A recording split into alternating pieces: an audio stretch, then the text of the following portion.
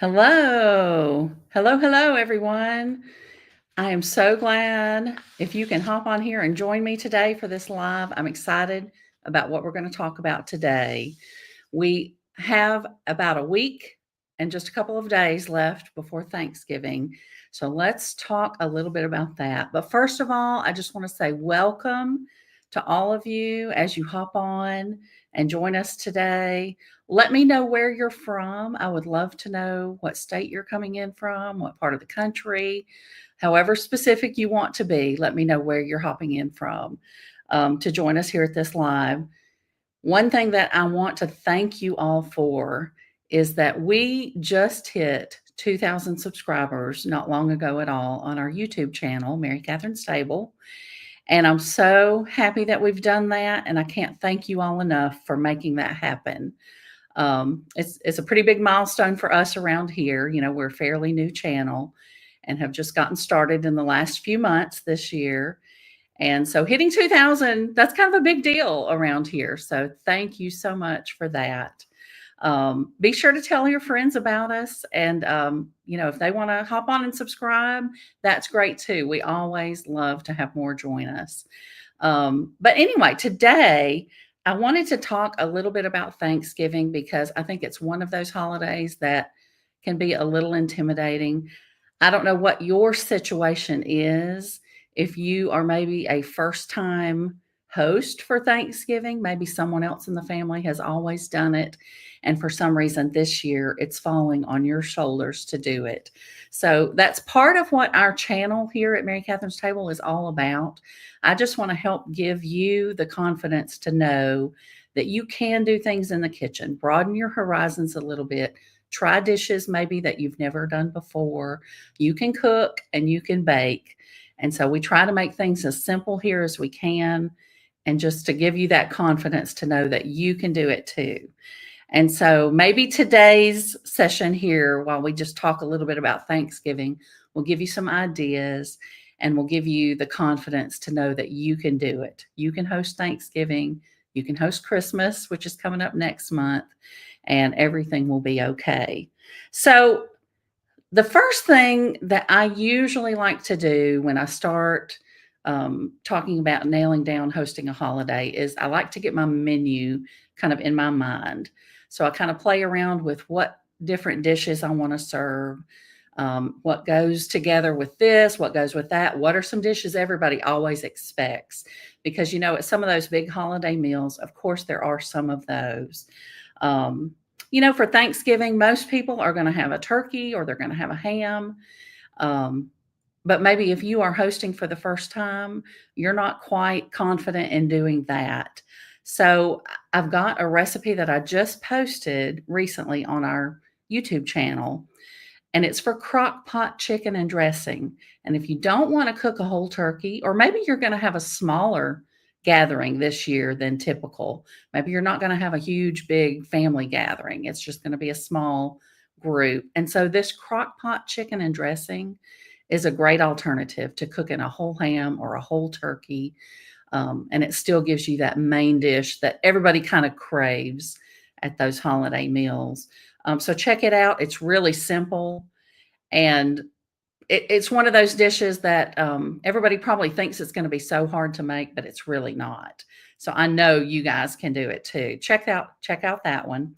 I will say this: if you do want to cook a turkey, the best method that I have found, if you don't have someone who's going to either smoke it for you or somebody that's going to do the fried turkey, those things have become really popular in recent years.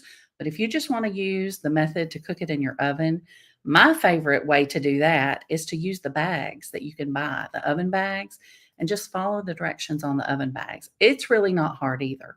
And I know you can do it. If you need to cook a turkey, just check out that method. It's one of the easiest ways to do it, and you can do it. Um, okay, so if you've got your main dish settled, then you want to figure out what side dishes. One of the sides that most people are going to want at Thanksgiving will be sweet potatoes in some form or fashion.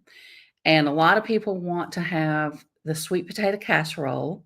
And some people will top it with marshmallows, and then some people want the praline topping on it. I've also posted a sweet potato casserole that has the praline topping on it. But you could sub the marshmallows if that's what you prefer. That would be just fine. But it's a really rich, decadent sweet potato casserole. Um, but I will tell you this, if you want a healthier alternative, I have another recipe that I haven't actually posted on Mary Catherine's table yet. I probably will at some point in the future, but I'll tell you real quick how you can do it because it's so simple, you almost don't need a recipe. If you want a healthier sweet potato alternative, do something like dicing up sweet potatoes and apples. It's called sweet potato apple hash. And you just use equal parts of sweet potatoes and apples, cut them in small, bite sized chunks, kind of like you would for a hash. So that kind of gives you the size that you want. And you just cook it in the skillet. And I do the sweet potatoes first because they take a little longer to cook. 3 to 4 minutes, throw them in the skillet with some butter or some ghee. You can use the ghee if you want to be a little bit healthier. And after they've cooked for 3 or 4 minutes, then add the same amount of apples and cook them for another 3 to 4 minutes. Top them with just a little bit of cinnamon.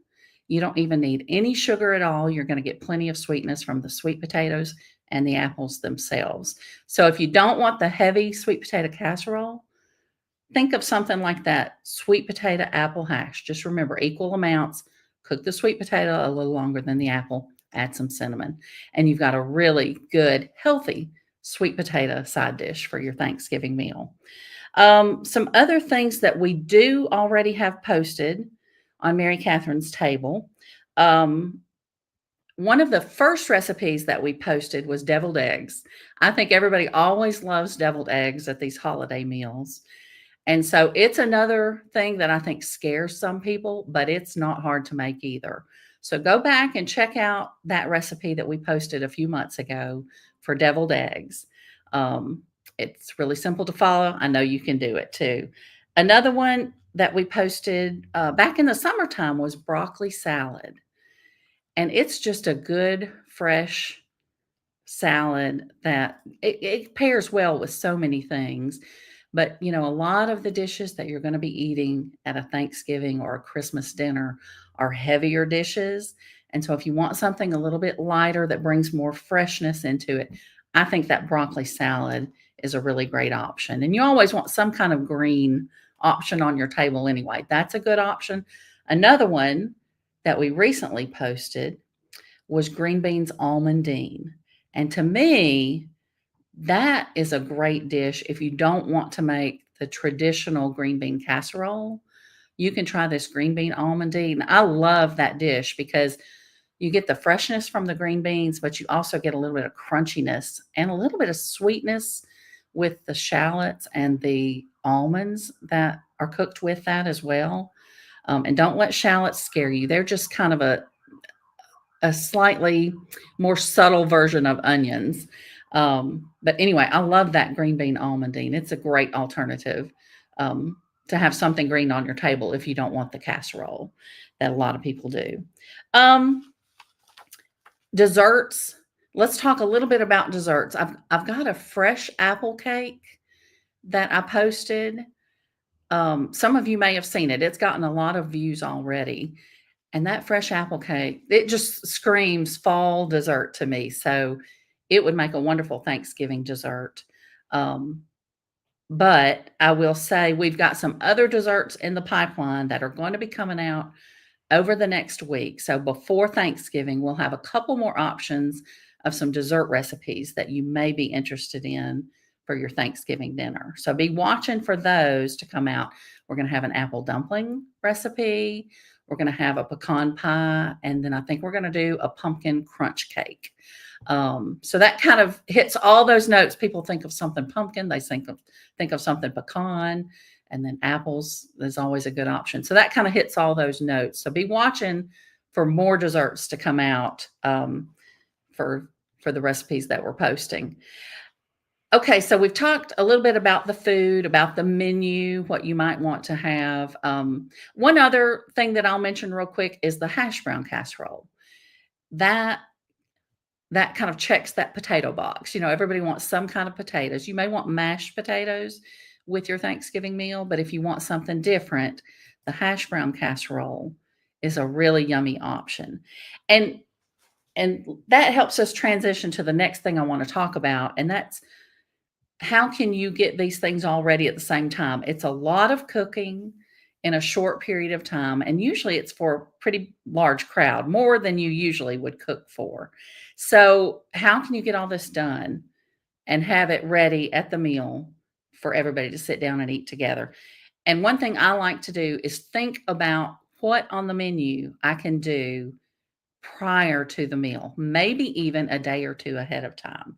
So, when you figure out what your menu is, for instance, some of the things I've already talked about with you today, here are the things you could do 1 or 2 days ahead of time.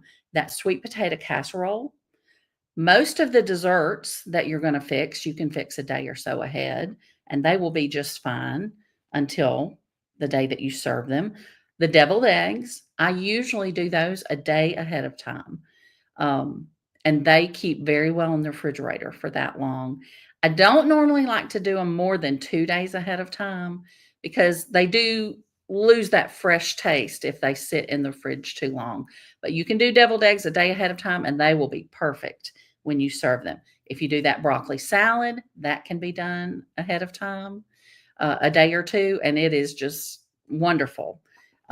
Nobody will ever know that you made it a day or 2 ahead. So anyway, think about what on your menu you can do 1 or 2 days ahead to kind of save yourself so many steps the day of. Um, because the day of, you're gonna have other things like if you do that crock pot chicken and dressing, you're gonna wanna do that the day that you serve it. Probably the hash brown casserole, you'll want to do that day. Maybe the green beans almondine, I like to serve those fresh. So think about some things like that. Um, and then maybe even if you want to think about some things you can do to prepare more than a couple of days ahead of time, um, it might not have to do with the menu so much. It might have to do with just preparing your kitchen. Maybe you have a cabinet or two that has kind of gotten a little bit disheveled and you want to tidy them up or organize them a bit. Um, and if you're like me, I'm at the point in life where I like things to be organized, but I can't do the whole kitchen in one setting. So, what I have done over the last few weeks, I've just taken 1 or 2 cabinets at a time and kind of tidied them up, cleaned them, organized them. And so now I have my pantry ready. I have my baking cabinet ready. I have a couple other cabinets ready that kind of needed some cleaning up as well. So I've done those things ahead of time. And then I've also gone around my house and I've done the extra cleaning. I'm not talking about the every day or every week cleaning like the normal dusting and mopping and cleaning like that. I've done other things like maybe light fixtures or ceiling fans or baseboards, the things you don't do every week. I try to get as much of that done ahead of time as possible so that once I get to the week of Thanksgiving, I'm not having to do all of that in addition to getting my meal ready. So once we get to that point, I really just want to focus on the food. So just think about some things in your surroundings, in your kitchen, in your home that you can do to just let yourself have a little more peace the week of when you're getting things ready. Um, so now just think about who is on your guest list. Um, probably most of us are gonna have friends and family over. Um, but what if you're in a position where you cannot be with friends and family on the day of Thanksgiving? If you've got multiple sides of the family and everybody has to choose, are we going here or are we going there? Maybe you just can't be with everybody that day. I wanna tell you about 2 different instances with us from years ago that were situations where we could not be with our family. One was on the day of Thanksgiving, and then one was on Christmas Day. And they've turned into memories that I have just held on to through the years because a lot of times I think we look at days like that, and if they don't turn out where we can be with everybody that we would like to on the day, it could be a negative thing. We could get really down in the dumps about it and just be sad. And so I want to give you these stories to give you a couple of things to inspire you to look at it in a different light, maybe. So the first one was at Thanksgiving, and we were a young married couple. We had just had our first child, and we were in a situation where we lived hours away from both sides of our family, and we could not make the trip home for Thanksgiving. We were going to be with them, but it wasn't going to be on Thanksgiving Day. Um, so what we ended up doing, as it turns out, there were several other families around us that were in the same boat. Um, they were not going to be able to be with their families either. And so I think there ended up being about 30 of us that got together and had Thanksgiving dinner together. And, it's funny because nowadays, I think y'all have probably heard the term Friendsgiving. And that's kind of a thing now where even in addition to getting together with your family on Thanksgiving Day, maybe you get together with friends on a different day close around the holiday and you do a Thanksgiving meal with them and you call it Friendsgiving. So that's kind of a thing now. It wasn't a thing back then. This was over 30 years ago when this happened for us. And but that's basically what we did. We turned what would have been Thanksgiving into a Friendsgiving day, and everybody brought a dish and we all got together, I think, at a community club. And it ended up being a really great day because we all sat around. Of course, we had a prayer of thanks for our meal and for being together, but we went around the room and everybody took a turn just telling something that they were thankful for that had happened that year. And it was just wonderful to sit there and hear 30 people, about 30 people, just tell something that they were thankful for, even though they were there together on a day when they would have normally been with family. Every single person in that room found something to be really thankful for. And it just kind of hit me in that moment that even though we weren't with our family, that was a great day. And it was a wonderful way to spend Thanksgiving, was with other people who also wanted to see the good side of things and found things to be thankful for. So if you're in a situation where you're not going to be with family, I hope maybe you can think of that and turn it into something special for you too. The other situation that I wanted to tell you about was on Christmas Day. And this was a few years later. And we were kind of in the same position on Christmas Day. We were going to see our families, but it was going to be later, closer to New Year's instead of Christmas. And, and so we had Christmas Day. And at this point, we had two children. And we were going to be together, just our little family of four on Christmas Day with no family around. And so what we ended up doing that day, we thought one of our children had just been born just about 3 months before Christmas Day. So it was just a lot as a new mother of two to try to think about fixing a big dinner just for really the two of us to eat, because the kids were at the point they weren't going to eat much of that food, if any. The baby, of course, wasn't going to eat any. So I just didn't think it was practical to fix a whole big, huge meal for just us. And so what we ended up doing, we looked around for anything that might be open on Christmas Day. And of course, there are not many options at all. You probably know that. There was one restaurant that was open that day with a big Christmas buffet, but I forget how much it cost. I think it was 30 something dollars per person. And back then, 30 years ago, we did not have 30 something dollars per person to go out and spend on a meal. And so that really was not an option for us. But then we found a Subway sandwich shop that was open. And I don't know if they still are on Christmas Day or not. Maybe they are. So if you're in this situation, you can do that too. But we went and we got a Subway sandwich. And that's the first time that I discovered that movie theaters were also open on Christmas Day. I had no idea because I'd never been in a situation where my family went out to see a movie on Christmas Day. We were always together. We had our meal. We visited. We played games. You do all the things you normally do, open presents on Christmas Day. And I had no clue that movie theaters were open, but they are. And so we went and had our Subway sandwich, and then we went and watched a movie after we had our sandwiches.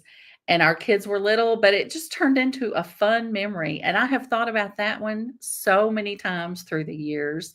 And I know that maybe sounds corny to all of you, um, but it just turned into one of the best memories because it's another day where you could have looked on it in a negative way because you weren't with your family and you weren't with the people that you loved. But I also knew that within a week we were going to be with them and it was going to be fine, even though it wasn't on the very day.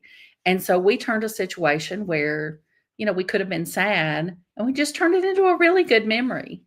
And and I've thought of that so many times through the years. So I don't know what your situation is. I don't know if you're going to be able to be with friends or to be with family. I don't know if your gathering's going to be small or large. But if you don't have the normal traditional things to do this year that you typically do, I hope that you can take some inspiration from these stories and just turn it around and maybe find a way to create a memory that's different, create a new memory, and just come up with something um, where you're reminded to be thankful for what you have. We all need that reminder sometimes. I know I do. But anyway, so I hope this gives you some ideas for food. I hope this gives you some ideas just to kind of help settle things around the holiday and make it a little more peaceful for you to get ready for it. And I hope this gives you some inspiration of just how to remember to be thankful, even if you're not having the most traditional day. There is one more recipe that I want to share with you, and this was another one that was close to the beginning of us starting Mary Catherine's Table, and that's the baked pineapple casserole. Now, that one is one, it's so funny because that's one that I got from my mother several years after we had gotten married. And we came home for a visit, and she was going to fix this dish. And I was in the kitchen helping her. And I'd never heard of this dish before. And maybe you haven't heard of it either. But anyway, when she told me what all was in this dish, I thought, oh, that sounds weird. I'm not sure that's going to be good. Um, it has some cheese on it and everything. And I'll just be honest with you and let you know right now, I am not a pineapple on pizza person. Everybody's got their own ideas of whether pineapple belongs on a pizza, and I don't like it on a pizza. I do like pineapple, but I just don't want it on pizza. And so hearing that there was going to be cheese in this dish, I thought, I'm not sure about this. But I'm so glad that I gave it a chance because this is a delicious casserole. And it's another one that has become a favorite of our families through the years. And so it's one that we always expect to have at those holiday meals. And if you've never heard of it, maybe you want to give it a chance too, because it's really good. And maybe you do know about it and you want to have it at your holiday meal too. But anyway, go check that one out because it is worth checking out. And it's another one that is so simple to put together, but it's really delicious and just a little bit different than maybe the norm of what you might have. But it goes great with turkey or ham or chicken and dressing, whatever you decide to fix for your holiday meal. So, but anyway, I'm so glad that you were with me here today at Mary Catherine's Table. If you guys have any questions, I would love to answer some questions now. So just shoot away if you've got some. Oh, Laura says that their family loves the pineapple casserole and they sign up to take it to their Thanksgiving dinner. Yeah, it's a good one, isn't it? I don't know if yours is exactly like mine, but it's a good option. It is. Oh. So who has already started planning for Thanksgiving? Y'all let me know that. Who's already kind of coming up with your menu, maybe doing some things ahead to just get as ready as you can? Anybody?